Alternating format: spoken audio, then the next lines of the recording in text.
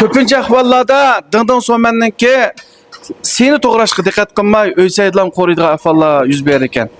Dingding so'manmi o'zgacha o'zining tamba so'man. Bugun men to'g'rashni oltin tortib sizlarga qo'rish oltircha o'lchimini bir ko'rsatib qo'yay. Mush bo'yicha bozorga bir oshxonalarni sepib beqinglar yoki oilalarda bir qo'rib beqinglar. Juma.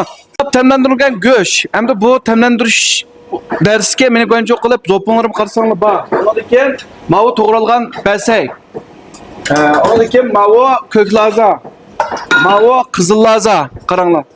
Ma'lum o'zi jangdo. Ko'rdinglarmi? Ondan keyin qetib qo'yish to'g'ri kelsa, qo'noq. Burun biz marvoyat so'man deydik. Azaq chingdin, ya'ni ko'p burchaq qatardik. Bundan qo'rishlik kelamdi. Bir qatim ko'rsatma ko'p. Qat'iy o'zgartmaymiz, juma, ha? Sil severlik bak ko'p, uşaq severlik, ha? Sizlarda bo'lsin. Biz dingding so'manni qo'rganda cho'qim jalli qilib qo'raymiz. Tushundingmi? Bir kishi may qo'ydik, ha? May qo'ydik.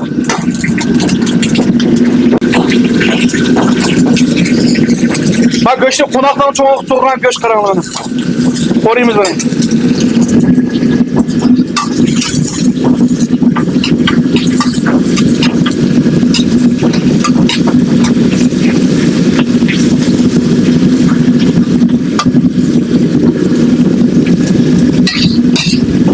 Qo'raymiz, ha? Mana qo'noqdan cho'q turgan piyoz qaranglar. Mana jangdo. Mana basay qaranglar. Mana lapita.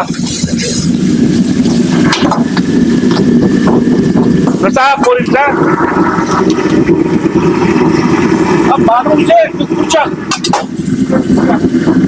Mana o'zi qo'noq.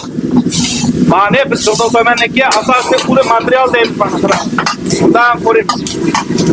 Mavu bizniki maxsus tanishib olgan sho'r suyimiz qaranglar.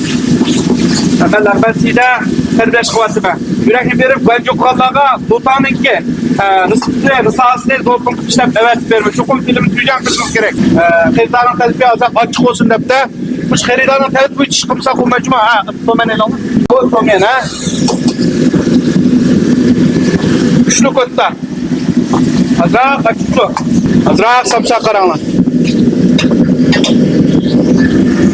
Azaq jangyo, ha. Lan qo'raymiz.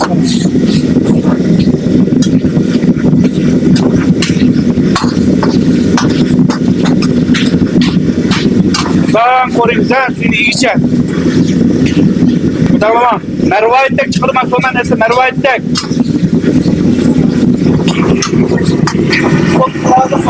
O'shalar qo'rsak bo'ldi.